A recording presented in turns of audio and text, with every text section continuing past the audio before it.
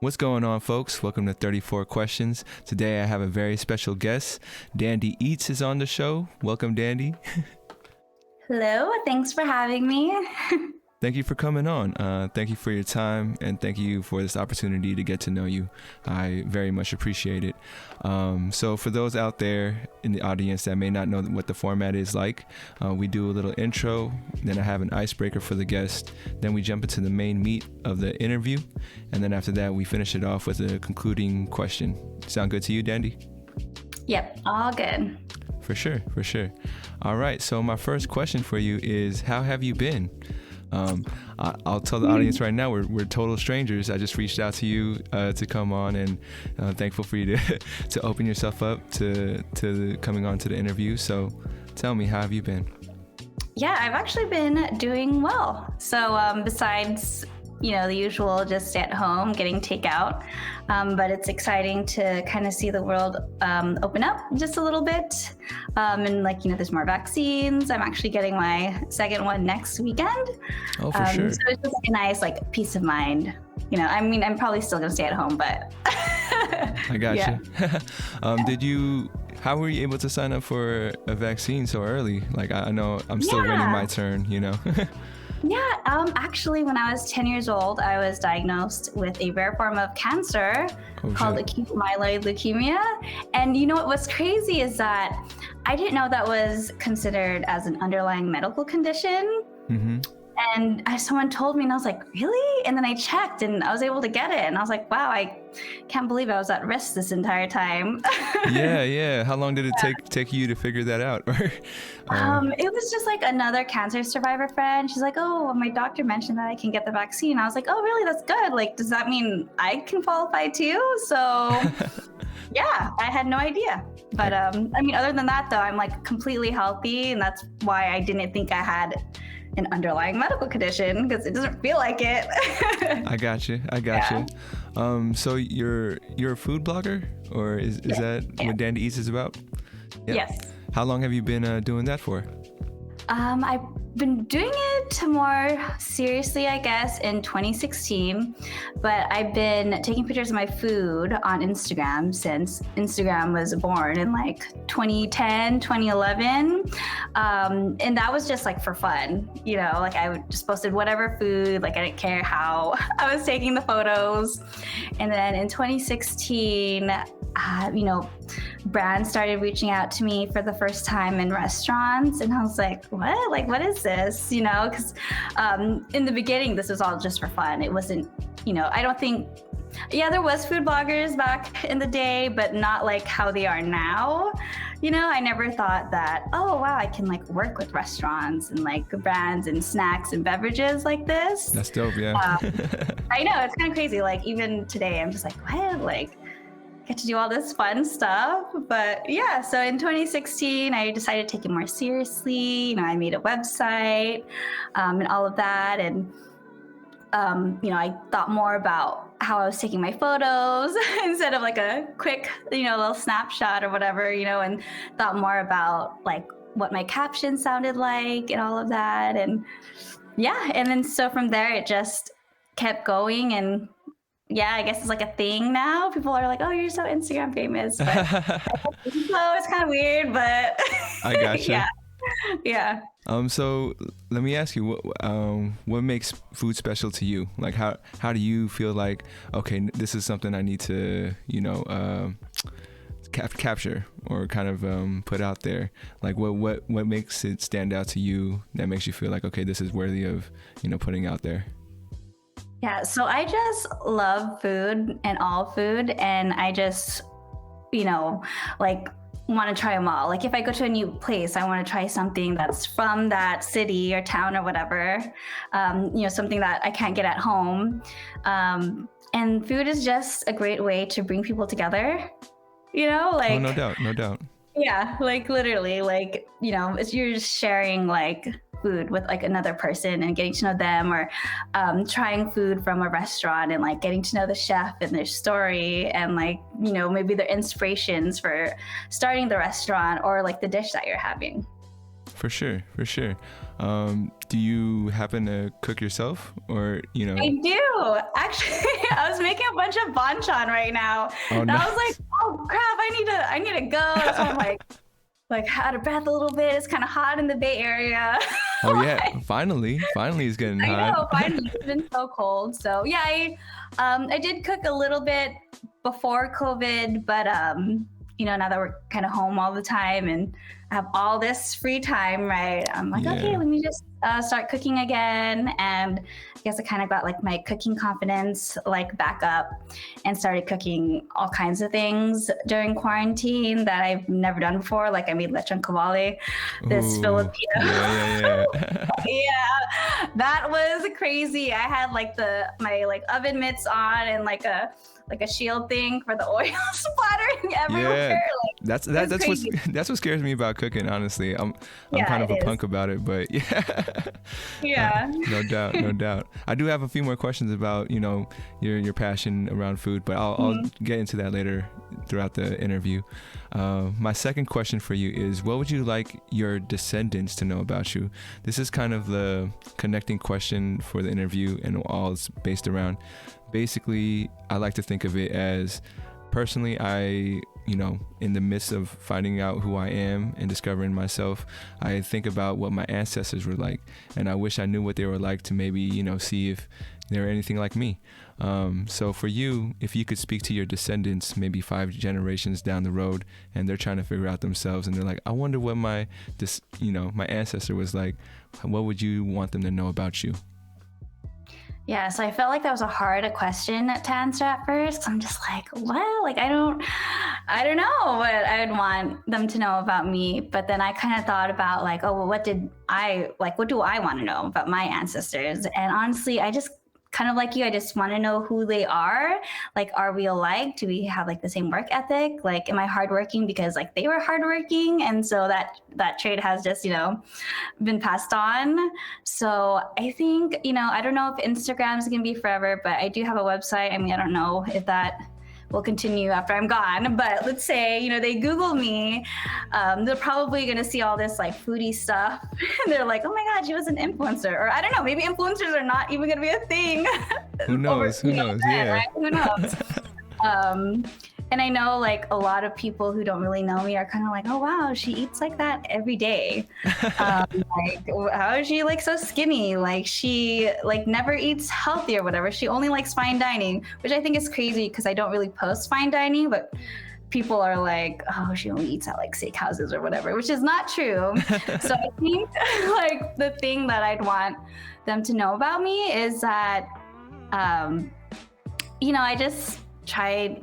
I just wanted to be like my true self. And that was, through food, and the truth behind Instagram and social media is I don't eat that. I don't eat like that every day. So maybe this podcast will live on. So like, hey guys, I don't eat like that every day. And just that, I don't know, I just want to be a good person and do good in the world. Like I don't, I still have a day job. I'm not like a superhero, like I'm not like a nurse or anything like that, but hoping that, through food and like helping smaller businesses thrive and just trying new things. And like I said earlier, like I had cancer at such a young age, and that's probably really shaped who I am today because like I try to live my life to the fullest, and that's probably why I like try to eat everything. Like literally yesterday I was at an omakase in the city and I had this really weird dish and their accents were so thick that I didn't know like what it was, but I ate it anyways. So, I mean, it was kind of weird. I liked it. It ended up being a giant like Japanese clam, like it was massive, but yeah. But I mean, pretty much like I just want them to know that I was just like a good person. I just wanted to like live my life and like make other people happy through my food adventures or anything like that. For sure. That's just I was like, I don't know. No. There's no right or wrong answer. I know, right? And they'll get to know you more as the interview goes on based on the questions you'll answer later. Since you brought it up a couple of times, I do want to ask you, at the age when you found out about your condition, did you feel that gravity at that age, or were you still like a kid and kind of like, oh, this is just something I'm going through? Yeah, let me know. Yeah. So I was still like a kid, and I kind of felt like at first it was like, oh, this is just something I'm just like sick or whatever. And, obviously I'm a girl, and back then, kids are mean, and I was like, oh my God, I'm going to lose all my hair. Oh, So yeah. I was more crying because I was about to be bald, I think maybe if I was older and like someone told me I had cancer, I wouldn't freak out about the hair part, like forget hair. But like back then, as a kid, you're like, oh my God, I'm gonna be bald. Like, Yeah. As we went on like through the treatment and I was really going through stuff, like at one point I almost like died or whatever. And I was like, oh my gosh, like this is something serious, Yeah. So, yeah. I gotcha. My third question for you is, how would you like to be honored? If I was gonna tell myself today I'm gonna honor Dandy, how would you want to be honored? Yeah. Honored like after I die, or? See, I didn't want to say that. But just in general, like how can your family honor you? How could your friends honor you if that were the case? Honestly, I think I just want something simple, like if anyone has, like, I don't know, my family like owns a restaurant or something, maybe to have a dish named after me. That's dope. Yeah, like I do it all the time when I work with restaurants and stuff. I'm like, hey, you should do this, and then you should call it the Dandy something. Like, no doubt. Yeah, no one's done it. So if you're a restaurant and you need some new menu items, let me know. For sure. My fourth question for you is, how well do you know yourself? And if it's hard to put into words, you could do a scale from 1 to 10. I want to say like pretty close to a 10. That's dope. Dope. Yeah. Yeah, they say like as you get older, you just like start to understand yourself more, and like I know I look like I'm 21, but I'm actually 29. So. And no worries. Yeah, so it's just like I feel like as I get older, I kind of like understand myself more, and I like know why I act a certain way or think a certain way. So I feel like pretty comfortable with who I am. No doubt. Yeah, I'm 30. So for me, those hard lines of the stuff that I like versus the stuff I don't like, they're becoming more evident as I get older, and I'm kind of like, yeah, right. So I feel you. Are you from the Bay Area, or No, I was actually born and raised in San Diego. Oh, that's what's up. Yeah. I feel like not a lot of people know that, but everyone's like, you're so Bay. I'm like, really? It's like, really? Is that a compliment to you, or is that or is that more? Yeah, I think it's a compliment. For sure. But no, I'm not from here. Nah, I did go to school in Long Beach for a little while, so I'm familiar with being a Californian as a whole. It's there's no NorCal, SoCal. Yeah, I lived in LA too for a few years, so I'm like everywhere. I feel it. Mm-hmm. What's your favorite hometown restaurant then in San Diego? Favorite hometown restaurant? This is such a hard question. Oh, I know. I'm sorry. Yeah. I don't want you to put you on blast or anything. There's so many levels to it. It's like my favorite taco shop, my favorite ice cream spot. Like, let's do taco shop. Taco shop? Yeah. Dang.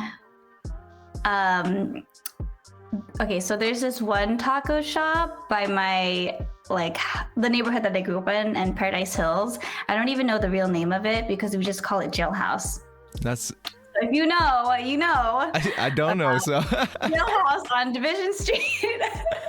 Okay. Yeah. If I Google that, will that come up? And so I know how to get there? Or do I just type in Division Street taco shop? And yeah, like maybe if you typed in like taco shop, Division, yeah, maybe it'll pop up. There's like bars on like on the counter, there's like these bars. Mm-hmm. So that's why we call it that, but I actually don't know. Okay, now I can imagine that. I can imagine bars at the counter.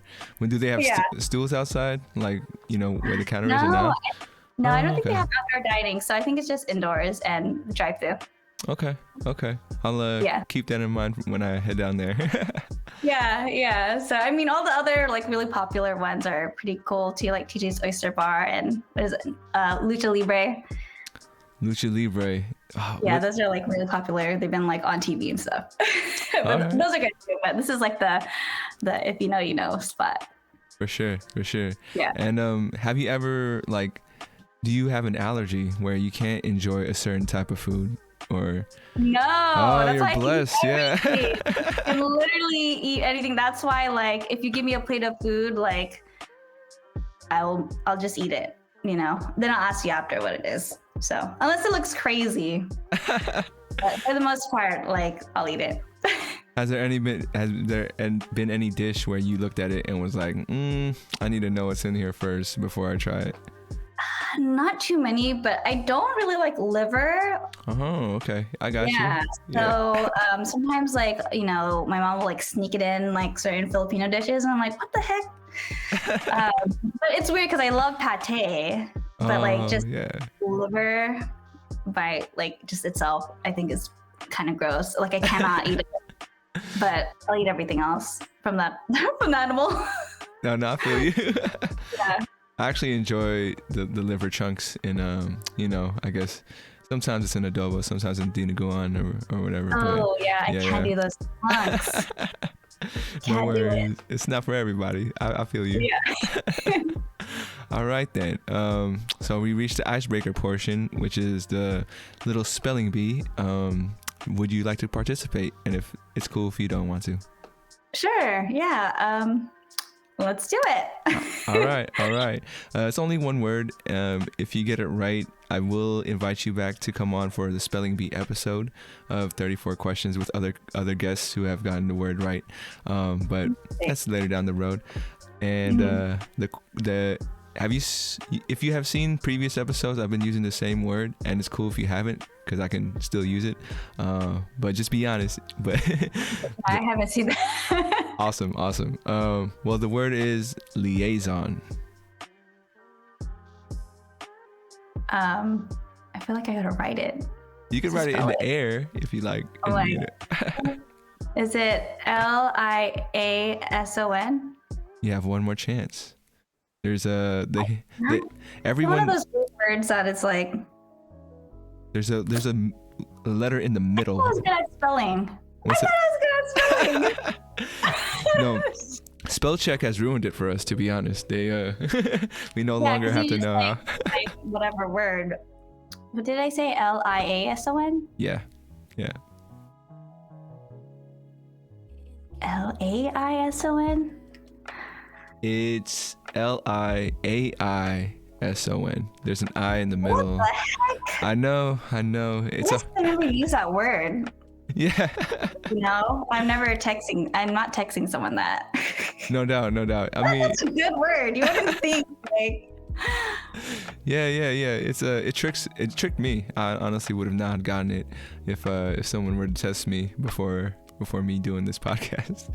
But, oh my gosh. Now you know, and now you could use it for other people. Yeah. Alrighty then. So let's jump into the main meat of the interview. This is where you get to choose a number between 1 and 34, and we'll roll with it. Go for it. All right. Let's do a 30. 30. All right. So, what aspects of life are you loving the most right now? The most right now? Yeah. Like, aspects. So like it could be work. Yeah. It could be work. It could be your family. It could be like your blog. It could be any aspects of your life. So yeah, you could touch on anything that you feel like you're enjoying the most. Yeah. Yeah. So I won't talk about blogging because I feel like I always talk about blogging, but okay. Work, my day job, I've been enjoying. So I'm an EA for this beverage company, and it's so funny because last year before COVID, quit my job, and I was like, oh, I'll blog, full time. And then everything closed, and restaurants were struggling and all of that. And I was like, yeah, I'm just gonna chill on unemployment and try to figure out what to do next. And during that time, we didn't think that we would be here for over a year now. No doubt, yeah. Yeah, and so my friend just asked me. I was like, hey, like my friend, he's looking for an EA, and I was like, oh, I mean, I guess, I've never been an EA before, but I feel like I have all like the skills, super organized and stuff like that. So I think I can do it. And then I ended up enjoying it, and I'm like really good at it. It's weird to say that out loud, but like to just have a job where you feel like, oh yeah, I'm like really good at this. That's what's up. Yeah, and it's just like random. Like I wasn't looking for it. You mind me asking what an EA is? I have no idea what an EA is. Sorry, an executive assistant. Gotcha. Yeah, so like, I like schedule meetings and calls, admin stuff, managing like emails and all of that. No doubt. It's it's a lot of admin stuff, and it's perfect because I do like admin stuff during the day. I mean, it's not like boring, but it's not too creative, so that I can still be creative after work. Because like I've had jobs before where I was doing marketing and doing creative stuff during the day, and then when I get off work, I'm like exhausted. I'm like, oh, I don't want to look at my Instagram because I was on Instagram all day for work. Yeah, it's draining sometimes. You got to find that day job that helps you balance, your creative juices, and when you just want to grind and kind of get lost in the work. That's something that I unfortunately have also found during COVID. Is this a job that allows me to work and not take homework with me, so I could focus on my passions.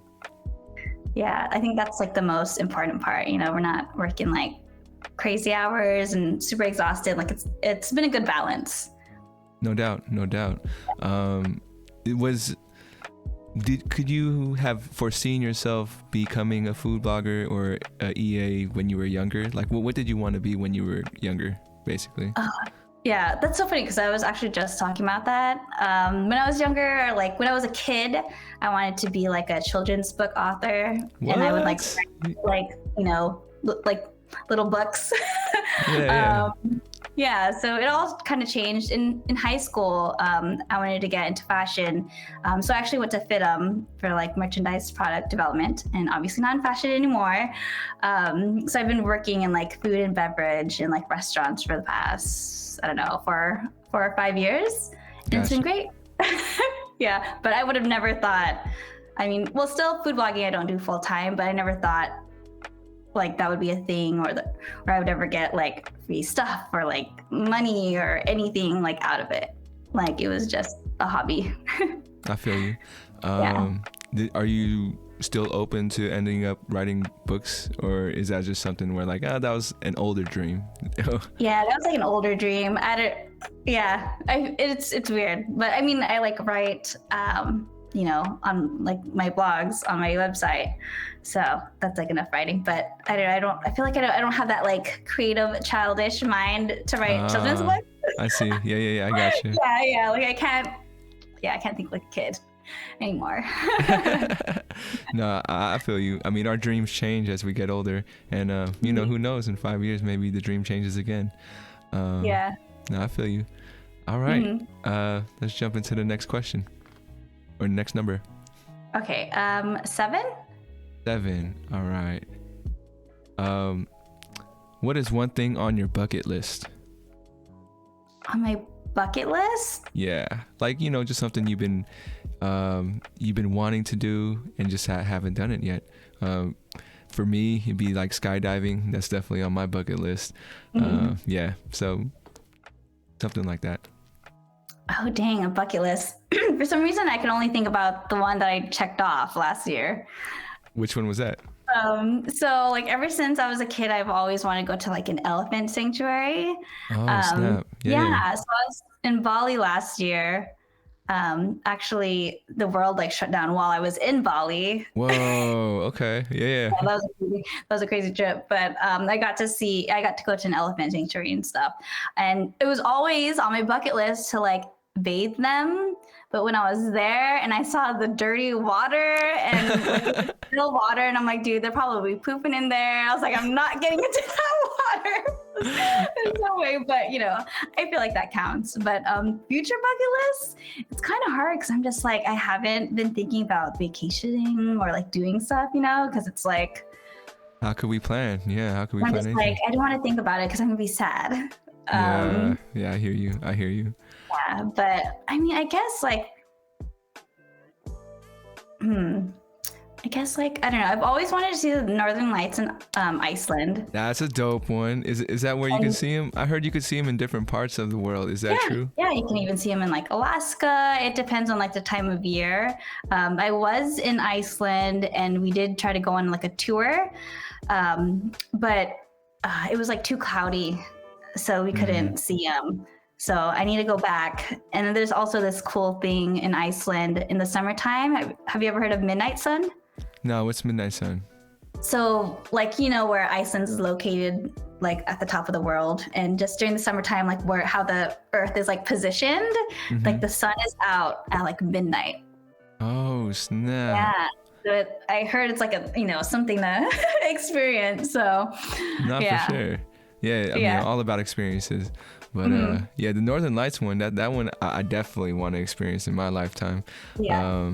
And I'm under the impression that you can always see them, but it just depends on the time of year and what location. Or is it like a very specific month I need to go or anything? I think it's like a time frame. Like I think in Iceland, it's like the winter time. I was there in like towards the end of October. And apparently you have to like kind of look for them. They're like not like stars where they're, you know, you just go outside and you like see them. Gotcha. On this tour, we drove like 2 hours away from Reykjavik, the city, because, you know, it needs to be dark. And, you know, we're just driving for like hours, like all night, trying to hopefully maybe there's like a little, you know, gap in the clouds and we can see them. So yeah, I see. think people think like you just go outside in Iceland and they're there, but you kind of have to like look for them. For sure. So it was fun though, even though we didn't see it, but it was cool. No, I mean, you know, traveling in general is fun. It sounds like you travel a lot. Is that a correct assumption? Yeah. I mean, Iceland was actually my first adult international trip. Wow. And before that, it was like the Philippines when I was 6. Oh, okay, I got you. So you just started traveling or started getting into it. Yeah. So it's funny. Like I was supposed to go to the Philippines after Bali last year, but then like you know, Philippines wasn't allowing anyone like any more flights coming in. I was like, oh crap! Like, and then it just like every day it was getting worse, and I was like, okay, I guess we really got to go home now. Yeah. Yeah. So I hope you don't mind me asking about just like the whole experience about being in another country and hearing about things just shutting down. How did that go? Were you stressed out? Were you like, oh man, yeah. So tell me about that experience. Yeah, that was crazy. So like, so it was supposed to be my friend's wedding. So this was planned like, you know, a year in advance. It was crazy because people were in my DMs like, oh my God, why are you traveling? Like people were like, oh, you were just taking advantage of the cheap flights. And I was like, no, I bought this regular price, unfortunately, because, you know, this trip has been planned. So it was crazy because like the week before I was, you know, planning, you know, to go to the Philippines after, and I was really excited because I was going to see my family that I haven't seen since I was 6. And then just waking up the week before, and the news was changing every day. I even was watching like a press conference like by the president of the Philippines, and I don't know, it took all of that well, and I was like, oh my God, what's happening? Like, did you really just say that? Like, they're closing down. They're not taking any more like flights in.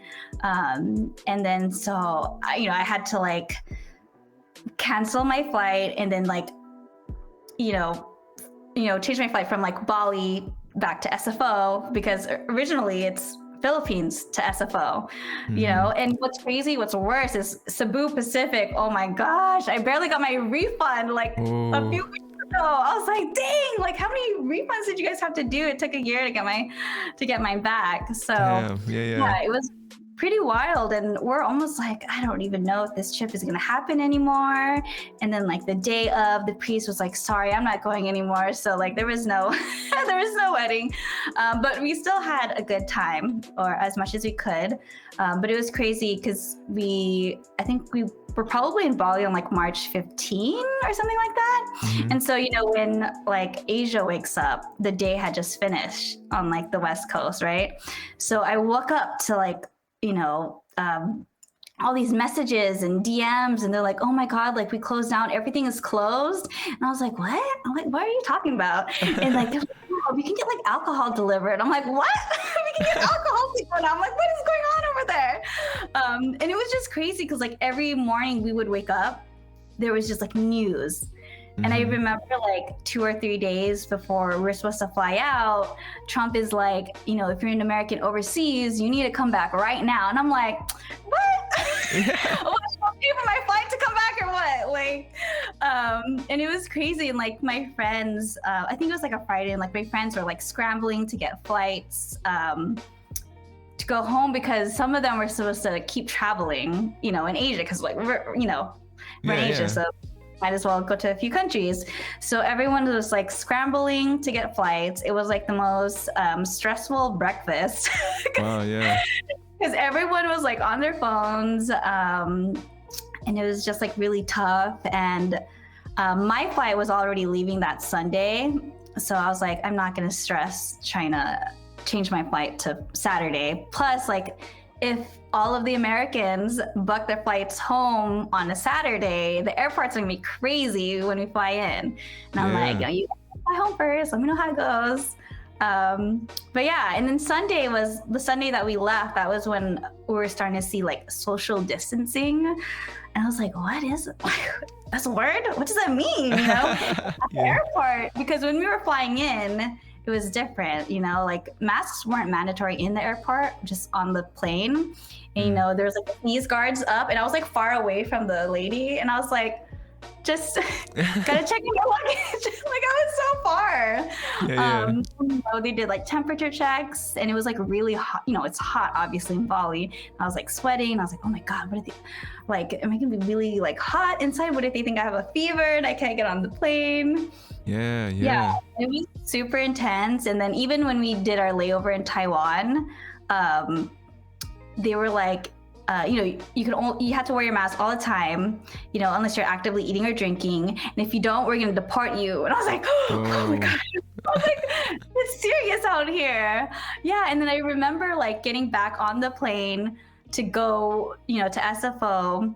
They checked my temperature like twice, and you know, they're speaking like in a different language. And they pulled me aside, and I was like, oh my God, I have a fever, like shit, I got COVID or something. But they were fine. It was just a random pat down, but I was so scared. I was like, oh my goodness. It could have been anything. Yeah, right? Like what are they saying? Like, you know, they're like, oh, this girl looks sus, you know. But yeah, but then it was perfectly fine when we landed in SFO, because like people were just like being so nosy, like, oh my gosh, you're gonna have a hard time coming back to the US, like customs is crazy right now, and all of that stuff. But yeah, SFO was empty, and customs, they're like, where are you coming back from? And I was like, Indonesia, and then they just let me through.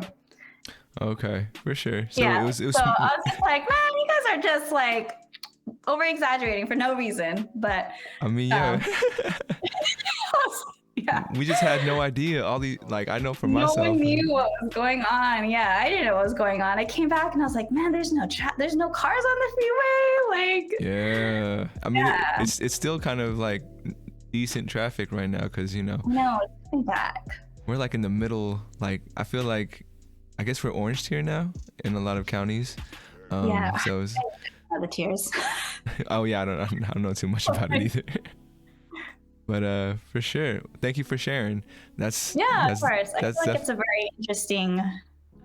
It was a very interesting experience to, be in another country while all of that was happening. I was like, am I gonna get stuck here? Because I'm fine by that. That would have been my friend. I was like, just leave me here. It was so cheap, and it was like paradise. Like, I'd rather be quarantined over there. Oh, I see. Would you have stayed? Huh? Would you have stayed if you had the opportunity to be like? I wish, but my mom was saying, like, you can't stay there because what if there is a breakout and the hospitals are not like they are here? That's true. So yeah. And I was like, all right, you are right. I'll come back. But I was really about to not come back though. I would have been tempted too, for sure. Yeah. Cool. Throw me another number. 18. 18. How could you be kinder to yourself? Because this question kind of revolves around. I think I like to believe that we are really self-critical about ourselves, like everybody is. So, how could you be kinder to yourself? That's so funny. I struggle with this every day. Like literally every day, because all the time I'm like creating content. I'm just like, I don't know if it looks good or like it does look good enough. Like, their food videos look great when I'm like, okay. I think I just need to appreciate everything that I have right now and what I can do, because I think I just always have high standards for myself, like want everything to look great, right? Like perfect, like every aspect of my life. But I think I just need to like slow down and just be like, I'm great, where I'm at right now, and just appreciating everything, and not like just being so hard on myself. Cause like I just have those days where I'm just like, man, I don't know, everything like sucks. Like, Instagram's kind of weird sometimes. I'm like, I didn't get any views on that video that I made that I worked so hard on.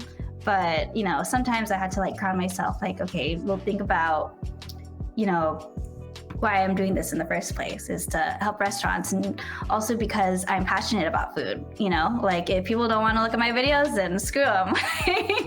Yeah. No, I feel you. As a fellow content creator, I need some advice. How can I keep myself from comparing myself to other Instagram or other podcasts that I'm doing? What kind of advice could you give me? That's always so hard because I do it all the time. But I think you just have to think about like your own traits and skills and what you have to offer, because there's no one else that's like you. And there's other people who can't do what you can do. For sure. Yeah, I think, because I try to think that I'm like, well, not everyone, can do what I can do. Like, not everyone, does like weird videos of me like shoving a bunch of food in my mouth, like we have our own flavors. We got to remember. Yeah. I mean, I try to like look at other people, like other bloggers, and kind of think about how like get inspiration from them, and not more like trying to compare myself, like, oh, like, my videos don't look as good as hers, or like she dresses better than me, like, Yeah. Yeah, it's definitely tough, especially being in, I guess, the influencer business too, because I think it's like a race in itself. People are trying to get those followers, people are trying to get those views. So I mean, mad respect to you for doing what you do. I know how tough it can be, for sure. Yeah. All right, throw me another number. 24. 24. So what isn't fair in the world in general? Like, how that phrase of like, oh, that's fair, or that's fair. But for you, what isn't fair in the world? Man, this is such a hard subject. I think there's a lot of stuff that's unfair, like this can get pretty serious, but like, all the recent attacks on like Asian Americans, in the past year, Because yesterday in San Jose, I was just getting banh mi from Honglan. I don't know if you've been there. It's like my favorite banh mi spot. And it's like this little market, right? They sell like a bunch of food and like snacks and all of that. And there's a lot of people in there. And I was just kind of nervous. Like, this is like the perfect, target, because there's a shooting in that grocery store. In Colorado, and I was just like, oh my god, there's like a lot of people in here. Like, I should think of an escape plan, just in that's what I started thinking. And and I was like pretty sad, like on my drive home, because I was like, I can't even like just go to the store to buy a banh mi.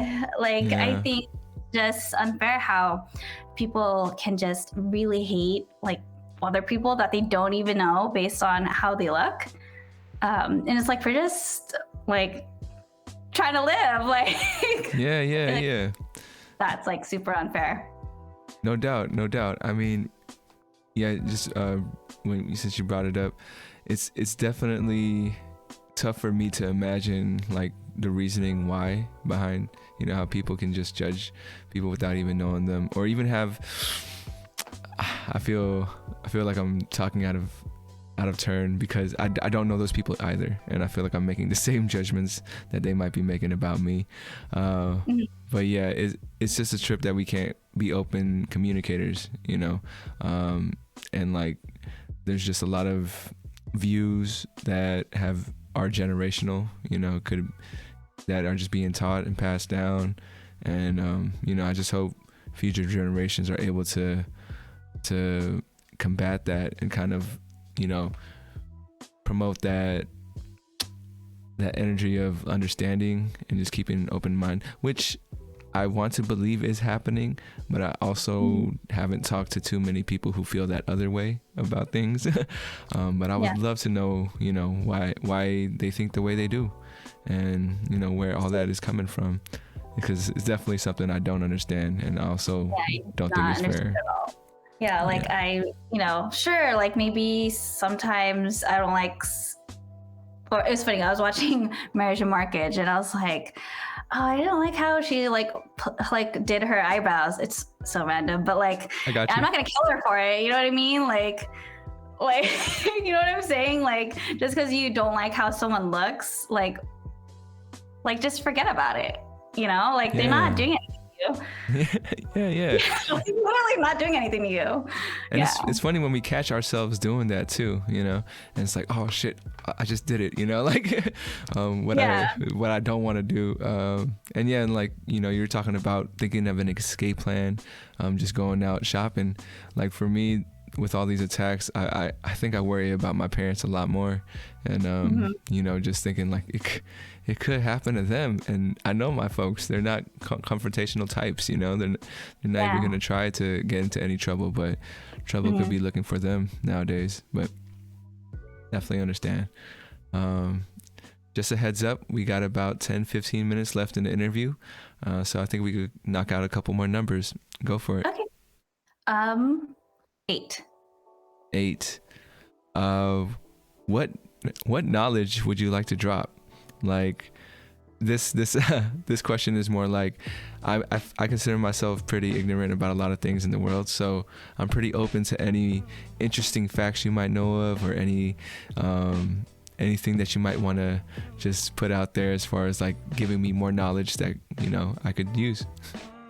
More knowledge. Yeah, it could be anything. It could be any interesting fact, like did you know this, da da da da, and I probably wouldn't have known. So oh, that's so funny.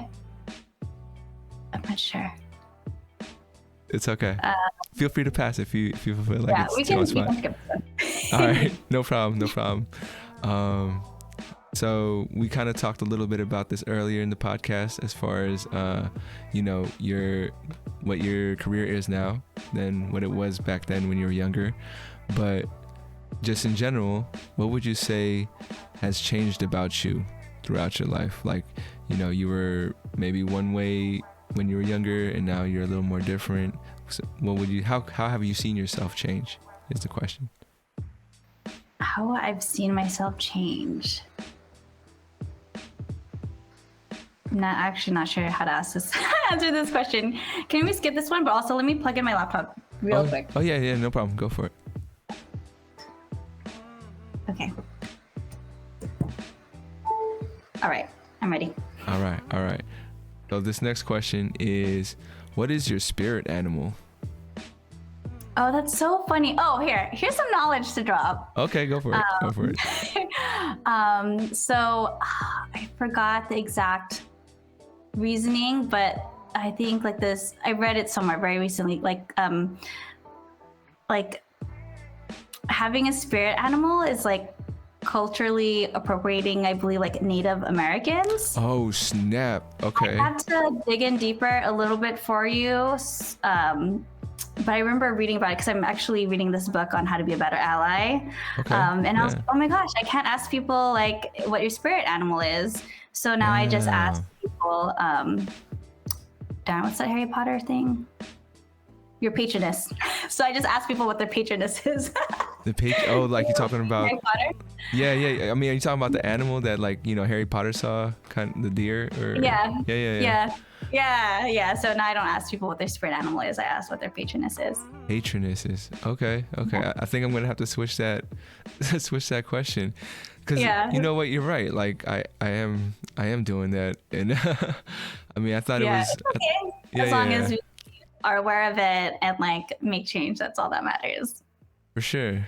I mean, for some reason I had thought about it as something that maybe old cultures kind of had, like, you know how I would say island culture, I see a lot of turtles, I see a lot of, like, you know, oceanic animals, and yeah, I'm gonna have to definitely do more research on that. Thanks. Yeah, no, it's okay. I don't think people know that. Yeah. So, I mean, I have to, you know, read up on it more so that I have more of a, like, an educated answer for you. But, very recently I read about that. So. Hey, it worked out. You were able to drop some knowledge on me, so I appreciate that. A little bit, yeah. I have a lot, but for some reason I couldn't think of it earlier. No, I got you. It's hard when it's on spot, you know, and on camera and everything. So I understand. Random fun fact. I mean, I had a random fun fact today because I used to be in fashion, because I was like trying to figure out if this piece of clothing had to be dry cleaned or not, and there was like no care tag, which I believe is illegal to sell an item without a care tag, because, you know, they can wash it or dry it any way they want and it could get ruined. That's true. That's important. Yeah, that's another good one right there. Yeah, just random. No, for sure. They're like Snapple facts, you know? Yeah, Snapple facts. I don't know if you knew about that too. Like, I think Snapple has they were trolling us, and like only some of them were real facts, and others were just so they could put it. Yeah, I want to say that's true. Goodness. Yeah, I know. Like, just to put fake facts on there? And it was a troll for everybody, on us, like giving us bad information. That have fooled me. Yeah. No doubt.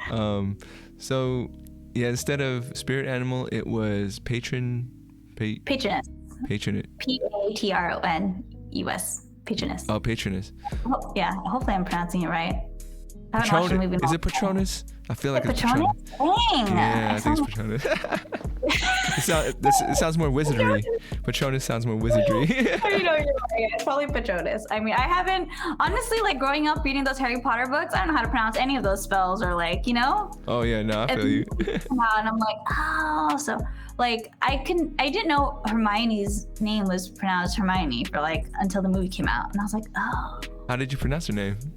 I don't know. I was like a kid, so I'd just be like Hermione. Hermione. Yeah, because you know, I just wanted to get through the book, and I'm like, I don't know how to pronounce that, so I just called her Hermione. I feel you. And honestly, I didn't read the books. I saw the movies first, and so Hermione's always been Hermione to me. So what is your Patronus, if you don't mind me asking? Dolphin, actually. Is elephant? Dolphin. Oh, dolphin. Yeah. Oh, okay. Yeah. For sure. How do you feel like you were able to discover that?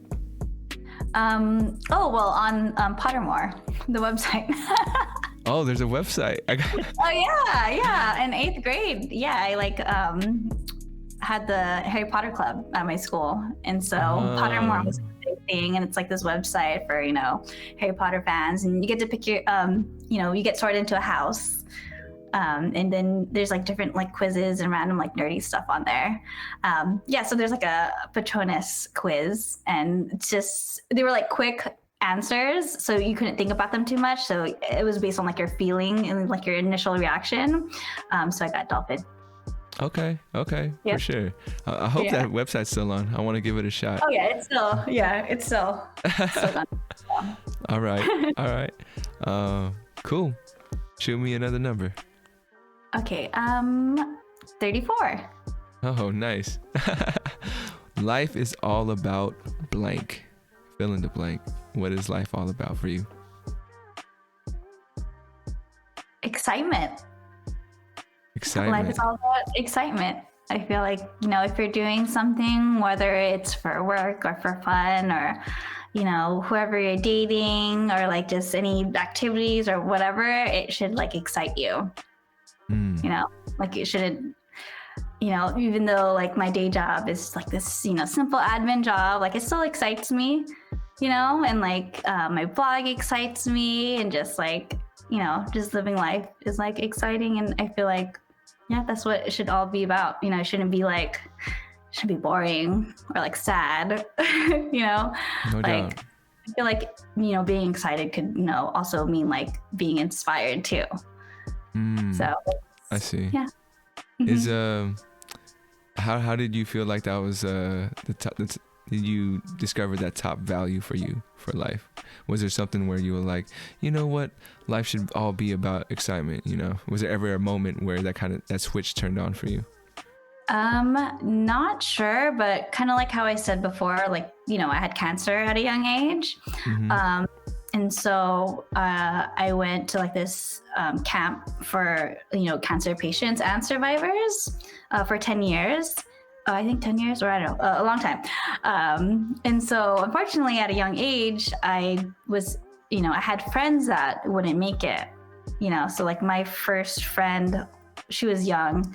I think I was like 13 years old, you know, and then it's like, it was just like really sad because I was going to like high school, and it's like, oh, she can't experience any of this stuff. And, you know, as I got older, like unfortunately I've had a lot of friends pass away from cancer. I'm sorry.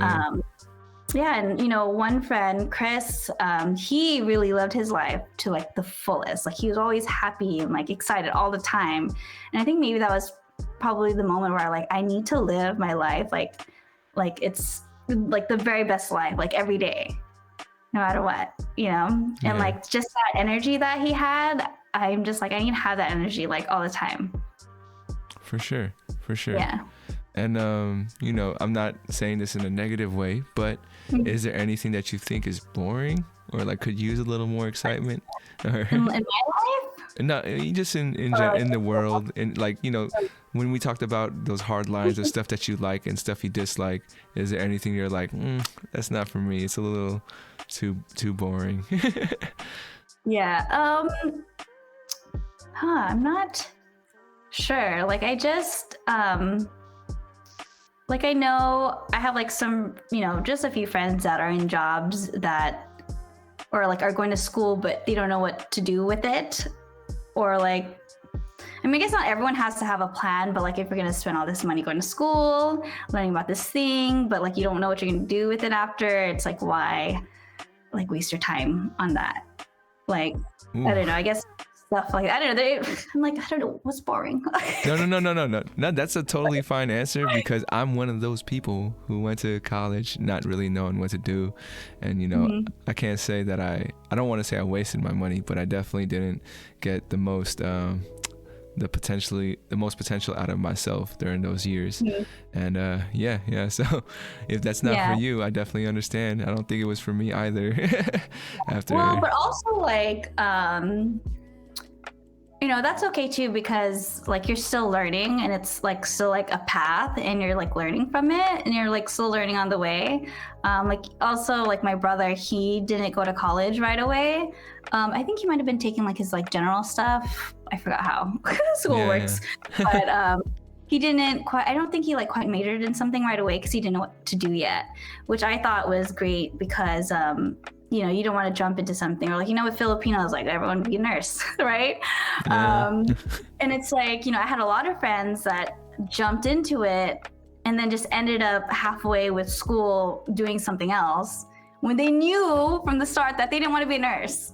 Yeah, you just got that pressure. Yeah. So I think I just knew from like a young age, like I'm not gonna waste my time like trying to be a nurse or a doctor when I know like it's not in like my heart.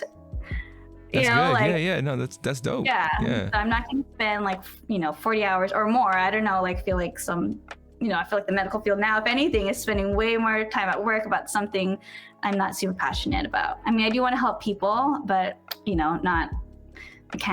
I can't do all that medical stuff. Sorry. You'll find your own way. Yeah, I want to help people like in another way. But shout out to them though, what they've been doing for the past year. No doubt. Special, especially special kind of person to work in the medical field. Working hands-on like with patients and stuff. It's great, but not for me. And like yeah. No, I hear you loud and clear. And yeah, there's no offense to anybody out there working in the medical fields. We love you as much as everybody else does, to be honest. Yeah, need you guys, literally. Yeah.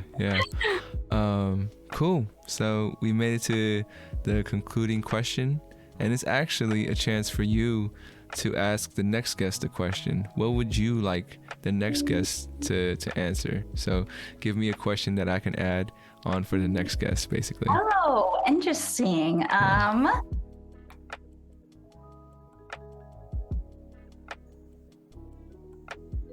That's tough. Okay. Let's see. How about this?